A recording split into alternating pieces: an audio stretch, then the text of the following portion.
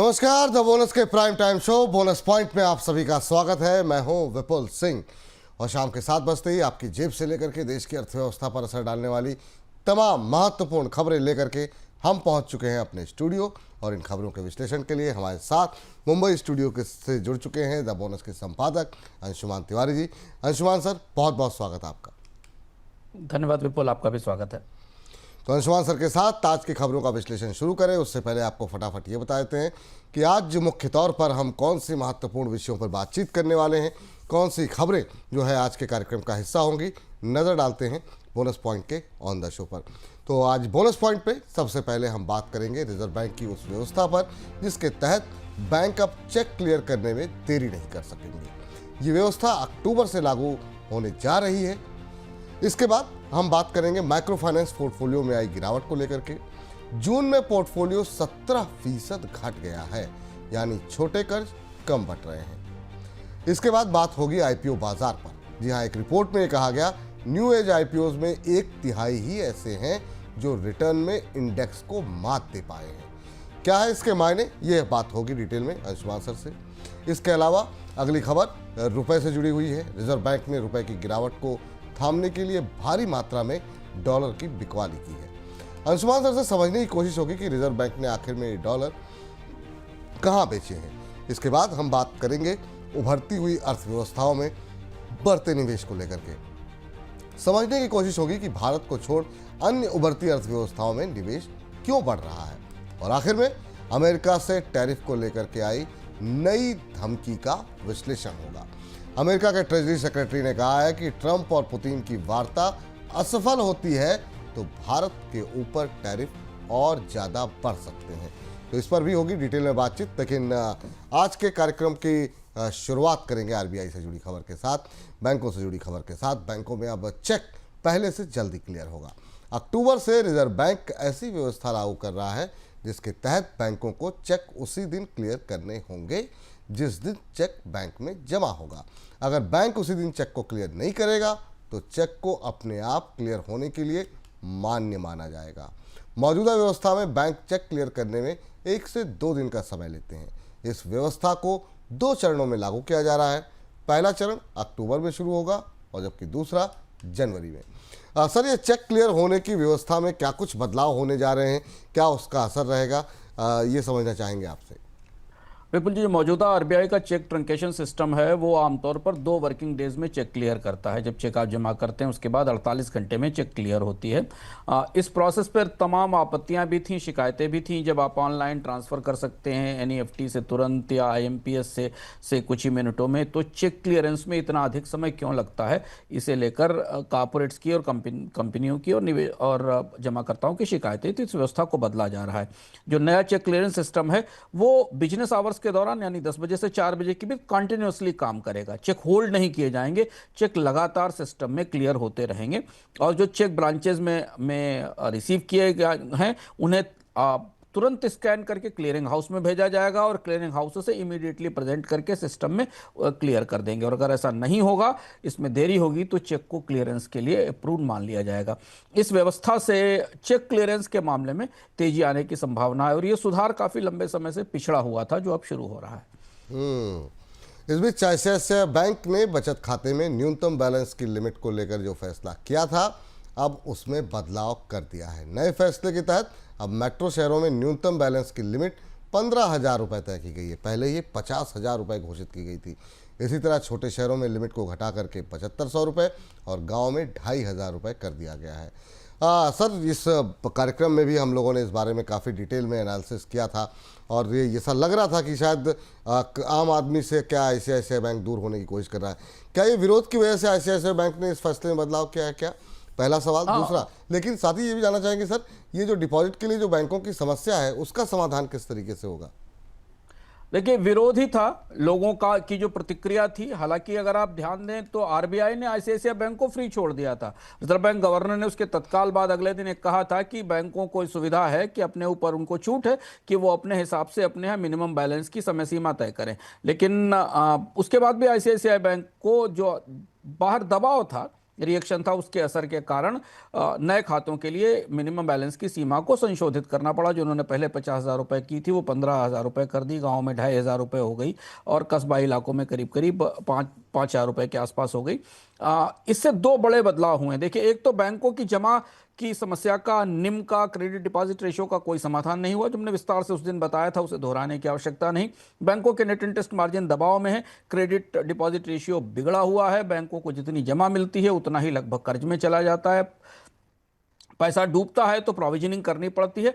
इस व्यवस्था से कम 10,000 से 15,000 रुपए तो करने में आईसीआईसीआई सफल रहा है। यानी 15,000 रुपए तक जो लोग कमा रहे हैं, जो डेली वेजेस एम्प्लॉइज हैं, उनके लिए तो आईसीआईसीआई बैंक में खाता खोलने का कोई मतलब नहीं है, क्योंकि जिनकी तनख्वाहें या जिनके पास महीने में 25 से 30,000 रुपए खर्च करने के लिए होंगे, वो शायद 15,000 रुपए का बैलेंस आईसीआईसीआई बैंक में रख पाएंगे, अपने नए अकाउंट खोलेंगे जब उनको नए अकाउंट मिलेंगे शहरी इलाकों में। ग्रामीण इलाकों में और भी छोटी चीज़ है, इससे क्या होगा, इससे जो छोटे खाते धारक हैं, जिनके पास कम पैसे अकाउंट में रखने के लिए हैं, वो सरकारी बैंकों की तरफ मूव करेंगे। अब ये देखना हमारे लिए ज़रूरी विपुल जी ये होगा कि बाकी बैंक इसको कैसे फॉलो करते हैं। क्या बाकी बैंक भी 15,000 रुपए की सीमा पर जाएंगे, निजी बैंक, या वो अभी अपने आप को पुरानी व्यवस्थाओं में ही रखेंगे। लेकिन 15,000 रुपए हमको लगता है प्राइवेट बैंकों में मिनिमम बैलेंस की नई बेंचमार्क के नई सीमा तय हो गई, जो पहले 10,000 रुपए थी। जी, इस बीच माइक्रो फाइनेंस कर्ज को लेकर के सख्ती का असर इस कर्ज के पोर्टफोलियो पर पड़ा है। क्रेडिट हाई मार्क के मुताबिक जून तिमाही के दौरान देश में माइक्रो फाइनेंस का कुल पोर्टफोलियो 3.59 लाख करोड़ रुपए दर्ज किया गया, जो कि एक साल पहले की तुलना में 17% कम है। साल भर में एक्टिव माइक्रो फाइनेंस खातों की संख्या 15.9 करोड़ से घटकर 13.2 करोड़ रह गई है। सर, माइक्रो फाइनेंस पोर्टफोलियो में इतनी कमी की बड़ी वजह क्या मान रहे हैं आप? देखिए, हम लोग इस पर पहले भी चर्चा करते रहे हैं। इस साल जून में जब माइक्रोफिन नेटवर्क के आंकड़े आए थे, तब हमने इस पर चर्चा की थी कि भारत में माइक्रो फाइनेंस कंपनियों के क्रेडिट की क्वालिटी बुरी तरह टूटी है। एनपीएस करीब 55,000 करोड़ रुपए के आसपास हैं। और इसके बाद आरबीआई की तरफ से भी इसमें सख्ती की गई कि माइक्रो फाइनेंस कंपनियों के कर्ज सीमित किए जाएं, क्योंकि उनके पास कर्ज के कारण उनके एनपीए ज़्यादा बढ़ रहे हैं। और ये जो एनपीए बढ़ने की रफ्तार थी, वो करीब 14-14.5% के आसपास उनके ग्रॉस लोन्स की थी। तो वो जो सख्ती थी, उसका असर हमें दिखाई दिया और अब माइक्रो फाइनेंस कंपनियां कम कर्ज दे रही हैं, काफ़ी पड़ताल कर रही हैं कर्ज देने के लिए, और उसका असर हमें इस क्रेडिट फ्लो में दिख रहा है। जी, लेकिन सर, माइक्रो फाइनेंस को फिर बढ़ावा किस तरीके से दिया जाएगा? ये बड़ी दुविधा है इस समय। देखिए, इस परिस्थिति में, आज जिस परिस्थिति में भारत में माइक्रो फाइनेंस को, अभी खास तौर से पिछले 6 महीनों के हालात को अगर देखें, तो भारत में माइक्रो फाइनेंस की बहुत ज़्यादा ज़रूरत है। एक तो अर्थव्यवस्था में सुस्ती और मंदी की परिस्थिति है, दूसरा निर्यात टूटे हुए हैं टैरिफ के कारण। ऐसी स्थिति में माइक्रो फाइनेंस और छोटे उद्योगों को मदद की ज़रूरत है। पर यही भारतीय बैंकिंग सिस्टम की दुविधा है। जिन लोगों को माइक्रो फाइनेंस के कर्ज दिए जाते हैं छोटे आकार के, उनकी कोई क्रेडिट रेटिंग प्रोफाइल नहीं होती, वहाँ कर्ज डूबने का खतरा बेहद ज़्यादा है। जबकि उन तक कर्ज पहुँचाना या पूंजी पहुँचाना ज़रूरी है, नहीं तो वो महाजनों से कर्ज लेने जाते हैं और जहां उनका शोषण होता है, और उसके बाद उन्हें उस पर बेहद महंगा ब्याज देना पड़ता है। तो इस दुविधा का कोई समाधान नहीं हो पाया। एक बार जब दबाव बनता है तो सरकार एकदम माइक्रो फाइनेंस को आगे बढ़ाने की कोशिश करती है, नए लाइसेंस देती है, कंपनियों से कर्ज बांटने के लिए कहा जाता। जब कर्ज डूबने लगते हैं तो फिर वापस नीजर रिएक्शन में पैर वापस पीछे खींच लिए जाते हैं। कहीं ना कहीं माइक्रो फाइनेंस कंपनियों को बाकी बैंकों से अलग तरीके से देखना होगा। और इस समय तो जब ब्याज दरें कम हैं, तो ज़्यादा कोशिश की जानी चाहिए कि ज़्यादा से ज़्यादा लोगों तक क्रेडिट पहुंचे। जी बिल्कुल। इस बीच दिग्गज आईटी कंपनी इन्फोसिस ने ऑस्ट्रेलिया के टेलेस्ट्रा ग्रुप की कंपनी वर्सेंट में 75% हिस्सेदारी खरीदने की घोषणा की है। ये डील 15.3 करोड़ डॉलर में हुई और इस डील में इन्फोसिस को ऑस्ट्रेलिया में अपनी पहुंच मजबूत करने में मदद मिलेगी। वर्सेंट ग्रुप ऑस्ट्रेलिया में finance, energy, education, utility sector और सरकार को क्लाउड सर्विस उपलब्ध कराता है। सर, ये डील किस तरफ इशारा कर रही है? देखिए, आप लोगों को अगर याद हो, दर्शकों को, रिपुल जी, हम लोग इस पर चर्चा कर रहे थे पिछले सप्ताह ही, जो हमने अर्थम में विस्तार से बात की थी भारतीय आईटी कंपनियों पर, और उसमें अंत में हमने ये बताया था कि भारतीय आईटी कंपनियों को अब किस तरफ बढ़ना होगा। उन्हें यदि अपने आप को प्रासंगिक रखना है, अपने रेवेन्यूज बनाकर रखने हैं, तो उन्हें वो जो बसें छूट गई हैं उन बसों को दौड़कर पकड़ना होगा। वो बसें आर्टिफिशियल इंटेलिजेंस की थी, क्लाउड की थी मशीन लर्निंग की थी, इनको इनमें दौड़कर पकड़ना होगा। और वही स्थिति आई। देखिए, इन्फोसिस को टेलेस्ट्रा, जो ऑस्ट्रेलिया की कंपनी है, उसकी ये ब्रांच है, उसका उसमें हिस्सेदारी लेनी पड़ी, 1300 करोड़ रुपए लगाने पड़े। और ये एक बड़ा शिफ्ट है भारत की आईटी इंडस्ट्री में, जो अगर समय पर आ जाता तो शायद आज हम आईटी कंपनियों के वैल्यूएशन इतने बुरी तरह टूटे हुए नहीं देखते, नौकरियों में इतनी छटनी नहीं देखते। लेकिन दुरुस्त तो नहीं आए, देर से आए हैं। पर आईटी कंपनियां अब भविष्य की जो रणनीतियां हैं, भविष्य की जो तकनीकें हैं, उनमें निवेश करना शुरू कर रही हैं, और इन्फोसिस उसकी शुरुआत है। हमें आने वाले कुछ महीनों में कई और प्रमुख आईटी कंपनियों के या तो कहीं दुनिया के देशों में विलय, मर्जर, टेक ओवर, या कुछ बड़ी कंपनियों के साथ अधिग्रहण और साझेदारी दिखाई देगी। क्योंकि यह बात बेहद स्पष्ट है कि भारतीय आईटी कंपनियों का जो मौजूदा रेवेन्यू मॉडल है, जो सर्विसेज प्रोवाइड करने का मॉडल है, जिसमें कि केवल सीट्स क्रिएट करके और सॉफ्टवेयर सर्विसेज प्रोवाइड करने का मॉडल है, वो अब टूट चुका है। तो इन्फोसिस ने उसमें बदलाव की तैयारी शुरू कर दी है। ये ट्रांजिशन है जो भारत के आईटी इंडस्ट्री में शुरू हो रहा है। बिल्कुल। और यही वजह रही कि आज के इस सुस्त कारोबार के अंदर भी हमने देखा कि आईटी इंडेक्स करीब 0.5% के आसपास की मजबूती के साथ बंद हुआ, और इन्फोसिस में करीब 1.5% की तेजी रही। तो ये कारण है इन्फोसिस में तेजी का। इस बीच निवेशकों को रिटर्न देने के मामले में नए जमाने के आईपीओस का प्रदर्शन बाकी शेयर बाजार जैसा नहीं रहा। एक रिपोर्ट में कहा गया है कि मई 2020 से जून 2025 के दौरान आए न्यू एज कंपनियों के आईपीओस में 1/3 से भी कम आईपीओ ऐसे हैं जिन्होंने BSE 500 से ज़्यादा रिटर्न दिया है। सर, स्टार्टअप कंपनियां क्या बाजार को प्रभावित नहीं कर पाई अपने प्रदर्शन से? इस जो नए एज के आईपीओ आए, जिनमें कई नाम हैं, जोमेटो है, इक्सिगो है, नज़ारा टेक्नोलॉजीज है, पॉलिसी बाजार है, या इसके अलावा भी कई सारी कंपनियां थी, Ola electric, Paytm, MobiKwik, FirstCry. हमें इनको करीब से देखना होगा। भारत में एक साल पहले, पिछले साल, मतलब कोविड के बाद के दौर में एक फ्रेंजी बनी थी, एक उत्साह बना था कि स्टार्टअप कंपनियां और स्टार्टअप का बिजनेस रेवेन्यू की, कमाई की गारंटी है। और उस लहर पर सवार होकर ये कंपनियां बाजार में पहुंची। और इसमें कुछ कंपनियों को अगर छोड़ दिया जाए जिनके पास मजबूत बाजार थे, तो बाकी ज्यादातर कंपनियों का प्रदर्शन अच्छा नहीं रहा है। अभी भी जब आप जोमेटो के स्टॉक को या जोमेटो में निवेश को देखते हैं, तो सच्चाई है कि स्टॉक में इंटरेस्ट है निवेशकों का, लेकिन कंपनी मुनाफे में नहीं है। कंपनी को लगातार नुकसान हो रहा है। पेटीएम एक संकट में थी, जो उभर कर अब सामने आई है। अभी दो दिन पहले पेटीएम को आरबीआई ने वापस मर्चेंट्स को ऑनबोर्डिंग करने की छूट दी है। तो भारत में जो न्यू एज कंपनियां हैं, उनके, खासतौर से स्टार्टअप कंपनियां हैं, उनके रेवेन्यू मॉडल स्टेब्लिश नहीं हो पा रहे हैं। तो आईपीओ में उत्साह तो दिखता है। निवेशक शुरुआत में उनको लगता है कि भविष्य में बड़े निवेश की, बड़े बड़े रिटर्न की गारंटी है, पर लिस्टिंग के बाद उन कंपनियों के प्रदर्शन खराब होते हैं। और यही इस एनालिसिस में, जो क्लाइंट एसोसिएट की एनालिसिस है 36 आईपीओस की, वो बताती है कि 32% कंपनियां ऐसी हैं जिन्होंने लिस्टिंग के बाद अपने आप को बहुत पॉजिटिव अल्फा जनरेट करते हुए नहीं दिखाया है। और ये आईपीओ निवेशकों के लिए एक चेतावनी भी है, एक नसीहत भी है कि बड़े आईटी प्लान के साथ आने वाली स्टार्टअप कंपनियां, अगर उनके रेवेन्यू स्ट्रीम्स मजबूत नहीं हैं, तो उनमें निवेश करना लंबे समय के लिए फायदेमंद नहीं हो सकता। इस बीच रुपए की गिरावट को थामने के लिए रिजर्व बैंक ने बीते 2 हफ्ते के दौरान डॉलर की बिकवाली की।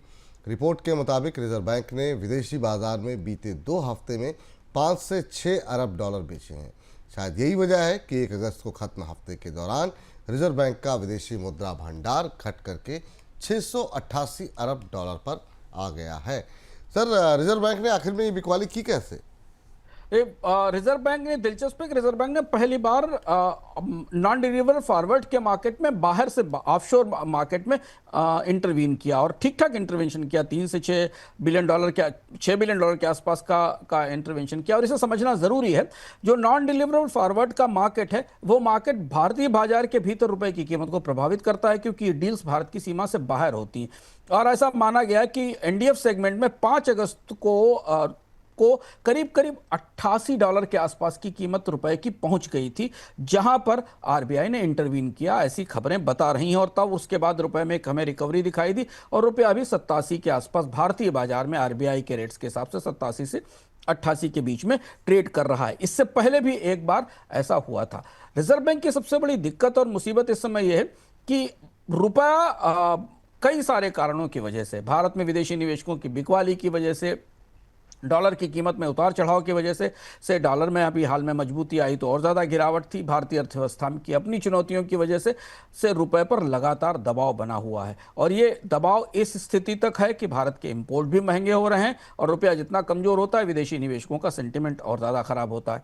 और इसलिए रिजर्व बैंक को बार बार उसमें दखल देना पड़ा। पर ऐसा मौका कम ही आता है जब रिजर्व बैंक भारत से बाहर भी बाजार में दखल देता है। और ये कोशिश की जा रही है आरबीआई की तरफ से कि रुपए को $88 से नीचे ना जाने दिया जाए किसी परिस्थिति में, और एकदम तेज बड़ी गिरावट रुपए में ना दिखाई दे। तो ये गतिविधि या ये हस्तक्षेप विपुल जी आने वाले समय में भी शायद जारी रहेगा।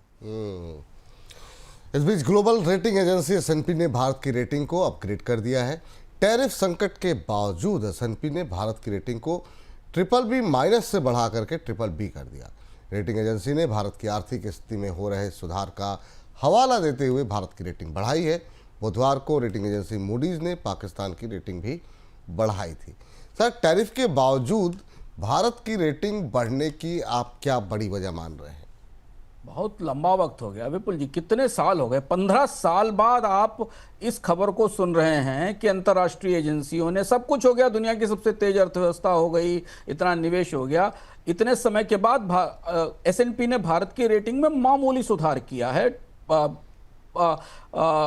BBB- से BBB किया है। BBB- से एक कदम नीचे जाने का मतलब था जंक लेवल की रेटिंग। तो भारत की साख अंतर्राष्ट्रीय सॉवरेन रेटिंग एजेंसियों की निगाह में BBB- और जंक से के आसपास थी। इस बार ये बदलाव काफी दिलचस्प और उसका समय बेहद महत्वपूर्ण है। और जो टिप्पणियां आई एस&पी की, उसे भी हम करीब से समझने की कोशिश करते हैं, क्योंकि कल ही पाकिस्तान की रेटिंग में भी सुधार हुआ, जो एक अलग दूसरी ही कहानी है। पहली चीज तो यह कि यूरोप के टैरिफ के असर की, अमेरिका के टैरिफ के असर के बाद भी एस&पी को ऐसा लग रहा है कि चूंकि भारतीय अर्थव्यवस्था निर्यात पर निर्भर नहीं है, भारत में ज्यादातर डिमांड डोमेस्टिकली आती है, तो भारत इस टैरिफ के मार को झेल जाएगा। पहली चीज ये, जो बात आमतौर पर भारत सरकार की तरफ से कही जा रही है, और शायद भारत सरकार ये बात रेटिंग एजेंसी को समझाने में सफल रही है। दूसरी बात यह कि एस&पी ने कहा है कि भारत को अपने तेल की आपूर्ति और तेल की सप्लाई रूस से हटाकर दूसरे स्रोतों की तरफ ले जानी पड़ेगी, जिससे भारत को जो मिलने वाला फायदा है वो कम होगा और इसका असर बजट पर दिखाई देगा। लेकिन भारतीय अर्थव्यवस्था या भारतीय बजट इसकी का असर झेल सकता है। और तीसरी बात है कि ओवरऑल भारतीय अर्थव्यवस्था का प्रदर्शन थोड़ा सा बेहतर रहने की संभावना है, लेकिन आउटलुक को स्टेबल रखा है, आउटलुक को पॉजिटिव या प्रॉमिसिंग नहीं किया है एस&पी ने अपने इस फैसले में। तो इससे कम से कम भारतीय शेयर बाजारों के लिए, भारतीय निवेशकों के लिए तो थोड़ी सी उत्साह की खबर है कि एक अंतर्राष्ट्रीय रेटिंग एजेंसी इस चौतरफा चुनौती के बीच में भी भारत की साख को थोड़ा इंप्रूव कर रही है, बेहतर कर रही है। लेकिन सर, ये जो पाकिस्तान की रेटिंग बढ़ाई गई है मूडीज की तरफ से, रीजन क्या दिया गया सर कि पाकिस्तान की रेटिंग बढ़ा दी गई? पाकिस्तान की रेटिंग मूडीज ने बढ़ाई, जो थोड़ा ज़्यादा जिद्दी एजेंसी मानी जाती है। और बड़ा सरप्राइजिंग फैसला था जो कल रात में आया। यह कहा गया कि पाकिस्तान की अर्थव्यवस्था बेहतर ढंग से मैनेज हो रही है।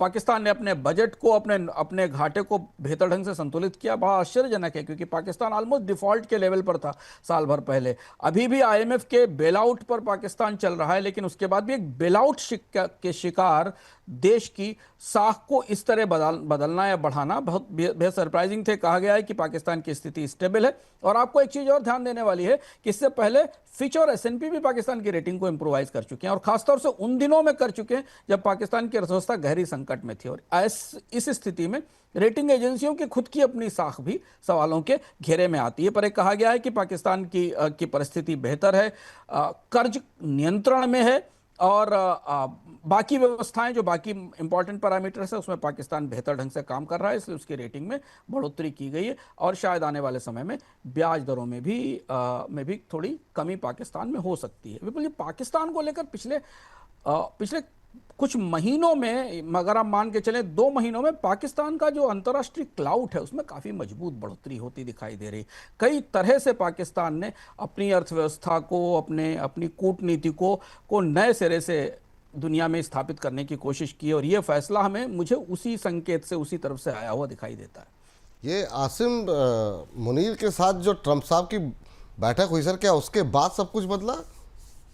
आप तार तो जोड़ सकते हैं, लेकिन आसिम मुनीर, पाकिस्तान की अमेरिका से निकटता और खासतौर से ट्रंप प्रशासन में पाकिस्तान की पहुंच और एक्सेस काफी चौंकाने वाला घटनाक्रम है। भारतीय डिप्लोमेट्स भी इस पर आश्चर्य कर रहे हैं कि पाकिस्तान चाइना और अमेरिका दोनों के साथ बराबर रिश्ते लेकर चल रहा है। चीन भी युद्ध के दौरान, भारत और पाकिस्तान के भी संघर्ष के दौरान चीन ने खुलकर पाकिस्तान का समर्थन किया, बाद में फंड्स भी दिए, और पाकिस्तान के विदेश मंत्री वहां की यात्रा पर भी गए। तो सेना की तरफ से पाकिस्तान अमेरिका से को संभाल रहा है और कूटनीति की तरफ से चीन को संभाल रहा है। माना जा सकता है कि ये उसका असर हो सकता है, क्योंकि डोनाल्ड ट्रंप ने पिछले 1 महीने के अंदर पाकिस्तान के पक्ष में काफ़ी महत्वपूर्ण बयान दिए हैं, जिसमें पाकिस्तान के साथ डील भी है, ट्रेड डील भी है, वहाँ तेल की आपूर्ति करने की और तेल का स्टोरेज बनाने की, ऑयल स्टोरेज बनाने की भी घोषणाएं हैं। तो काफ़ी दिलचस्प सा घटनाक्रम है। भारत और पाकिस्तान की कूटनीतिक खींचतान के बीच पाकिस्तान ने ये एक नए सिरे से अपने आप को ग्लोबल कूटनीति में बिठाने की कोशिश की है। जी, इस बीच ट्रंप प्रशासन की नीतियों की वजह से अमेरिकी अर्थव्यवस्था में आई अस्थिरता में वैश्विक निवेशकों को उभरती अर्थव्यवस्थाओं की तरफ मोड़ दिया है। जुलाई के दौरान भारत को छोड़कर के अन्य प्रमुख उभरती अर्थव्यवस्थाओं में विदेशी निवेश तेजी से बढ़ा है। टैरिफ की वजह से भारत से निवेश बाहर हो रहा है, विदेशी निवेशक लगातार बिकवाली कर रहे हैं।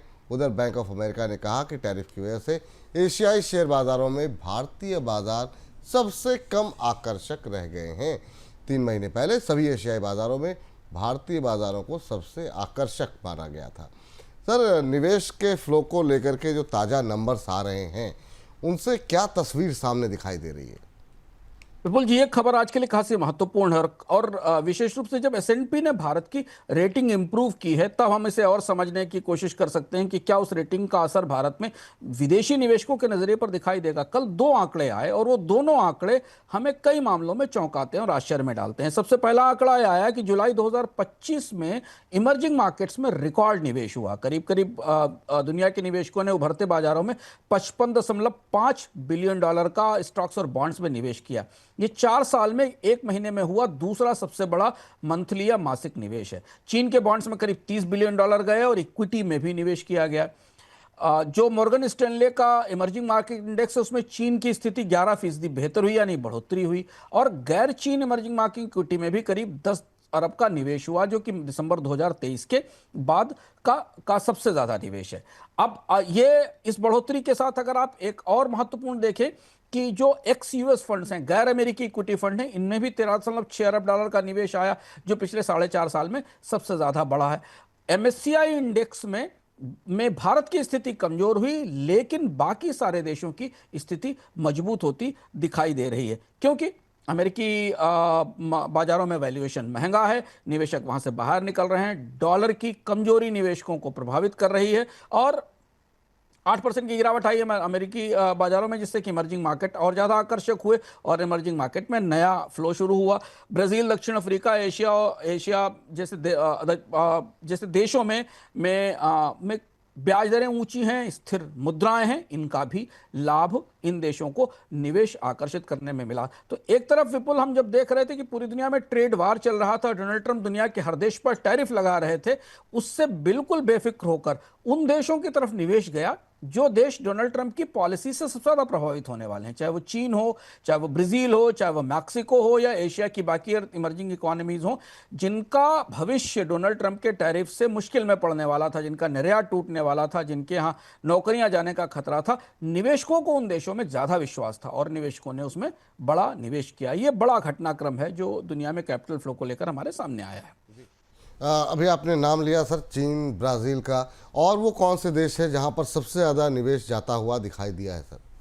जैसे चीन में आप देखें, चीन में हमने बताया $30 बिलियन के आसपास का निवेश हुआ बॉन्ड्स में, और मॉर्गन स्टैनले के इंडेक्स में 11% बढ़ा। दक्षिण कोरिया एक महत्वपूर्ण देश है। चीन में मार्च के बाद का सबसे बड़ा बॉन्ड इन्वेस्टमेंट है। आप सोचिए, अमेरिका और चीन के बीच में वार चल रहा है, चीन की अर्थव्यवस्था डिफ्लेशन में है, चीन में घरेलू खपत बढ़ाने की कोशिशें चल रही हैं, लेकिन निवेशकों को वहां के बॉन्ड सबसे ज्यादा आकर्षित दिखाई दे रहे हैं, क्योंकि टेक्नोलॉजी में रिकवरी की उम्मीद है। दक्षिण कोरिया में मजबूत इक्विटी निवेश हुआ, विदेशी निवेश की हिस्सेदारी करीब करीब 30% के आसपास पहुंची। कॉस्पी 33% अप है, वॉन 6% यूएस से ज़्यादा मजबूत दिखाई दे रहा है। अर्थव्यवस्था में मुद्रा की मजबूती ने मदद की।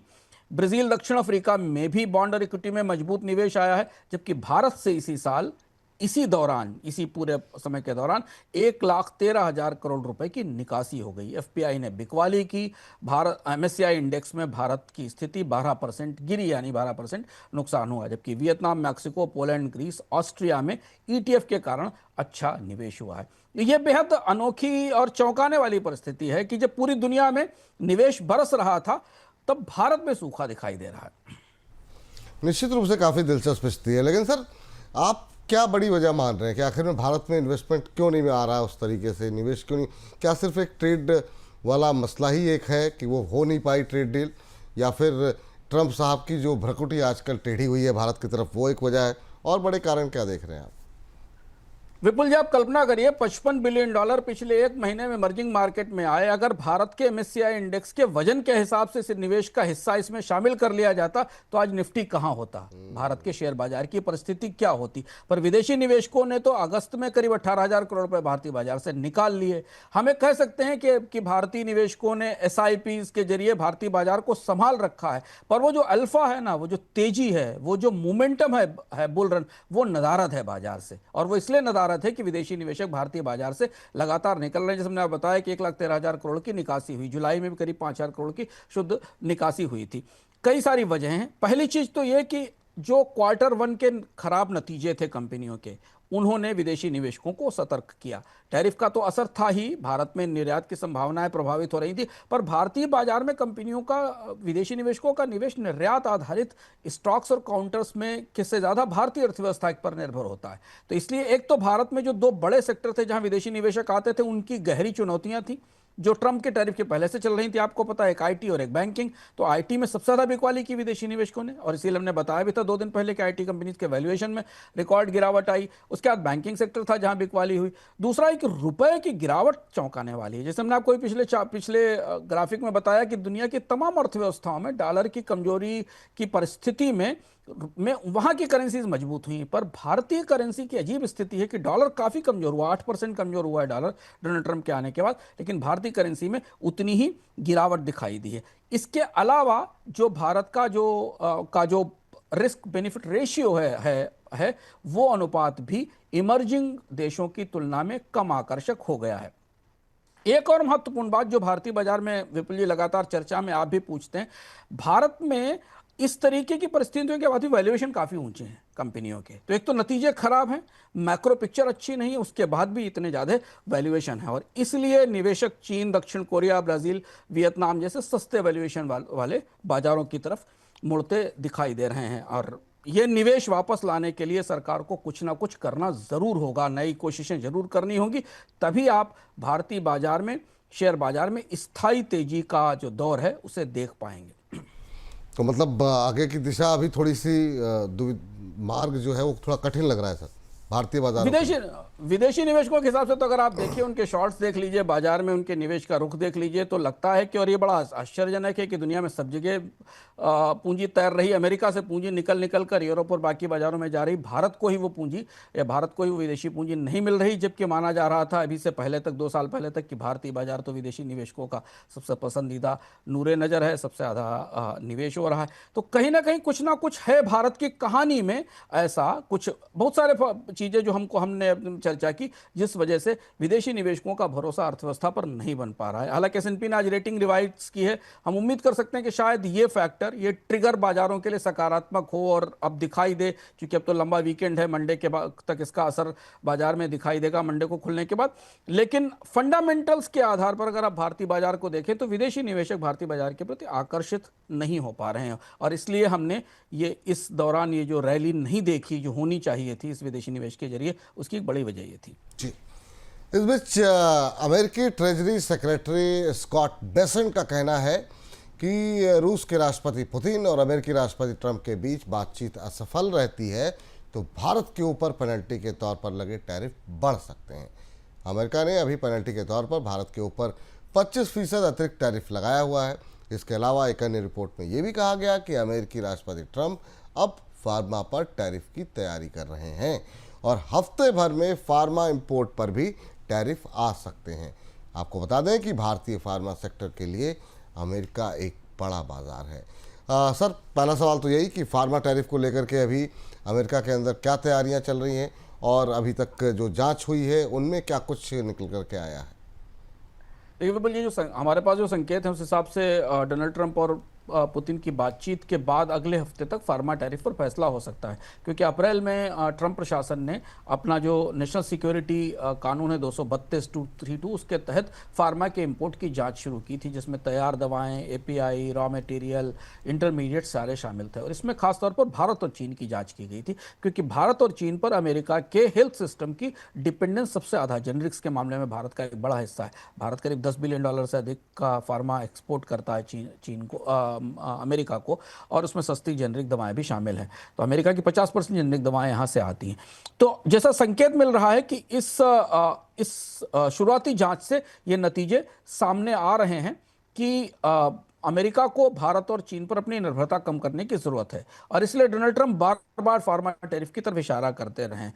संभावना यह है कि शुरुआती टैरिफ 10 से 25% हो सकते हैं, लेकिन और इसके बाद कंपनियों को अपनी उत्पादन इकाइयों को अमेरिका में शिफ्ट करने का समय दिया जा सकता है, ताकि वो अन्य देशों से निकलकर अमेरिका में दवाएं बनाना शुरू करें।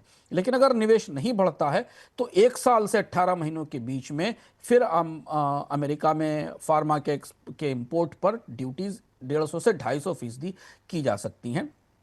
चीन पर तो और ज़्यादा टैरिफ लगाए जाने की संभावना है, जिससे कि अमेरिका में दवाओं की कीमत बढ़ेगी और पूरी दुनिया में जो दवाओं की सप्लाई चेन है उसमें भी उथल पुथल होगा, जैसा हम बाकी चीज़ों में देख रहे हैं। भारतीय कंपनियां खासे दवाओं में हम लोगों से बात करके समझने की कोशिश कर रहे हैं। फार्मा टैरिफ सबसे ज़्यादा बेचैनी के साथ देखे जा रहे हैं, क्योंकि भारत की फार्मा कंपनियों का बड़ा एक्सपोर्ट है, और अगर ये टैरिफ आते हैं 15 से 20-25% के, तो इस बात का खतरा है विपुल जी कि फिर भारतीय कंपनियां मैक्सिको या ऐसे देशों में जाकर अपनी उत्पादन इकाइयां लगाने की कोशिश करेंगी, जहां से वो अमेरिका के बाजार को सस्ती कीमत पर निर्यात कर सकें।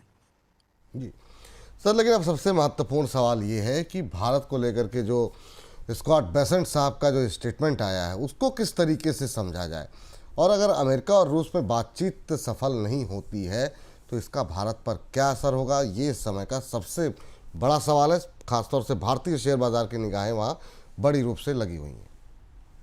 देखिए, पिछले 24 घंटे माने या पिछले 48 घंटों में अमेरिका और रूस के बीच बातचीत को लेकर जो अपेक्षाओं का जो तापमान था वो काफी गिरा है, काफी ठंडक दिख रही है। जो स्थिति आज से 3 दिन पहले 4 दिन पहले दिख रही थी कि पुतिन और ट्रंप बैठेंगे और कोई समझौता हो जाएगा, ऐसा होता नहीं दिख रहा है। रूस को की नीयत पर यूरोप को भरोसा नहीं है। पूरा यूरोप यूक्रेन के साथ खड़ा हुआ है, और वो किसी भी स्थिति में ट्रंप को शायद ऐसा नहीं करने देगा कि वो यूक्रेन की संप्रभुता का, यूक्रेन की सीमा में बदलाव करते हुए पुतिन को इस बात के लिए तैयार करें। पुतिन ने भी ये सेंस कर लिया है, और इसलिए उन्होंने भी ये बात कल कही है कि वो जब तक पूर्वी हिस्से में और जो बड़ा हिस्सा है वो जब तक उन्हें नहीं मिलेगा तब तक कोई समझौता नहीं होगा। अमेरिका की तरफ से भी अब थोड़े इस तरीके के संकेत आने शुरू हुए हैं कि बहुत ज्यादा अलास्का की बातचीत से उम्मीद ना रखी जाए, और यह भारतीय बाजारों के लिए, भारत के लिए चिंता की बात है, क्योंकि ऐसी सब घटनाओं के बीच में ही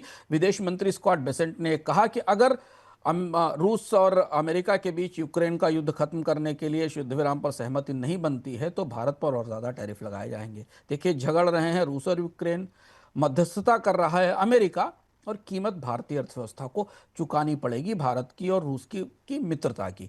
तो ऐसी स्थिति में 2 महत्वपूर्ण संकेत बाजारों के लिए यहां से मिलते हैं। एक तो हम चाहे कितना भी अलग अलग तरीके से देखें, अमेरिका और भारत के बीच ट्रेड वार्ता होने की संभावना सीमित दिखाई दे रही है, क्योंकि जैसे रुख है, हर 24 घंटे में अमेरिका की तरफ से आने वाला बयान बता रहा है कि रिश्ते काफी निचले स्तर पर हैं, रिश्तों में काफी तनाव और खिंचाव दिखाई दे रहा है, और अमेरिका कोई भी ऐसा मौका नहीं चूक रहा है जहां वो भारत को किसी न किसी तरह से निशाना बनाए या कॉर्नर करने की कोशिश करे। और अगर ये वार्ताएं असफल होती हैं, जिसकी संभावना बढ़ रही है विपुल जी, जो खतरा भी है, 50% 60% वार्ताएं ऐसी हैं क्योंकि यूक्रेन को अपनी जमीन छोड़ने के लिए राजी नहीं किया जा सकेगा, यूरोपियन यूनियन उनके यूक्रेन के साथ है, तो फिर भारत पर ये जो टैरिफ हैं, तेल वाले टैरिफ हैं, ये जारी रह सकते हैं। अगर नहीं भी बढ़े तो ये जारी रह सकते हैं। तो इसलिए भारतीय पक्ष को और शेयर बाजारों को अब थोड़ी लंबे समय तक इस टैरिफ के असर से, और खासतौर से ये जो पेनल टैरिफ है, इसके असर के हिसाब से तैयारी करनी पड़ेगी। और वो तैयारी भारतीय सरकार के भीतर, भारतीय अर्थव्यवस्था के भीतर होना शुरू भी हो गई है, क्योंकि एक बार अगर ट्रंप और पुतिन के मिलने से बात नहीं बनी तो फिर ये मामला थोड़ा लंबा जाएगा। यही बात हम लोग बातचीत भी कर रहे थे। क्या संभावनाएं लग रही सर आपको, क्योंकि लास्ट क्वेश्चन मेरा, सोमवार को क्योंकि निगाहें लगी हुई हैं कि जो कुछ भी होगा उसका असर बाजार पर पड़ेगा, क्या अगर ये डील असफल रहती है जिसकी संभावनाएं आप बता रहे हैं, तो क्या हम एक बाजार के लिहाज से देखें तो क्या बड़ी गिरावट की उम्मीद रखें, आशंका लगा के रखे हुए? देखिए, झटका तो होगा बाजार को, और चूंकि समय 3 दिन का समय है, 15 अगस्त को भारत में के हिसाब से कल एंकरेज में मीटिंग होने वाली है, और अब धीमे धीमे उम्मीद ये है कि शायद सहमति नहीं बनेगी या कोई एक प्लान बनाने की कोशिश की जाएगी। लेकिन अमेरिका इस मामले में जैसे संकेत दे रहा है, उस हिसाब से भारत से ये 25% का टैरिफ तो तभी खत्म होगा जब पुतिन इस बात पर राजी होंगे कि वो युद्ध विराम करने को तैयार हों। कई सारे पहलू हैं इसके बारे में। अभी आप एक नहीं कह सकते कि क्या यूक्रेन को राजी कर लिया जाएगा जमीन छोड़ने के लिए। यूरोप डरा हुआ है, क्योंकि अगर यूक्रेन से जमीन दिलवा दी गई रूस को, तो रूस फिर पुतिन दूसरे देशों की तरफ देखना शुरू करेंगे। तो एज पर है अनिश्चितताएं काफी ज्यादा हैं, और वार्ता सफल होगी इसकी संभावनाएं 50% है, बल्कि लोगों से मैं बात कर रहा था सुबह 60-40 की हैं। 60% इस बात की संभावना है कि शायद कोई सहमति ना निकले, क्योंकि जैसे जिस तरीके के संकेत मिल रहे हैं, रूस ने अपनी एक नई मिसाइल परीक्षण की तैयारी शुरू कर दी है, जो खबर आज आई। इधर दोनों देशों ने, रूस और यूक्रेन ने, एक दूसरे के ऊपर अपने हमले और जमीन बड़ा हिस्सा कब्जा करने की मुहिम भी बढ़ा दी है। तो परिस्थितियां थोड़ी चुनौतीपूर्ण है भारतीय अर्थव्यवस्था के लिए। इस बीच में सोमवार को बाजार शायद S&P की इस रेटिंग की बढ़ोतरी के असर से थोड़ा पॉजिटिव भी हो सकता है, लेकिन ओवरऑल जो सबसे बड़ा घटनाक्रम है वो तो यही है, जिसमें अभी फिंगर्स क्रॉस्ड हैं। फिंगर क्रॉस्ड रखिए और देखते हैं क्या कुछ निकल करके आता है, उसका विश्लेषण सोमवार को किया जाएगा। आज के लिए इस कार्यक्रम को अब समेटने का वक्त हो गया है, लेकिन सर इस बार के अर्थम में क्या कुछ विशेष रहने वाला है? देखिए, आज इस बार का अर्थम बेहद महत्वपूर्ण है, लंबा सप्ताहांत है, और जो आज S&P ने अपनी रेटिंग में अपनी बात कही, भारत की रेटिंग रिवाइज करते हुए, इस बार का अर्थम वही बात करता है। भारतीय अर्थव्यवस्था में जो टैरिफ से डिसरप्शन या जो बदलाव आ रहा है, उससे उबरने का तरीका क्या है?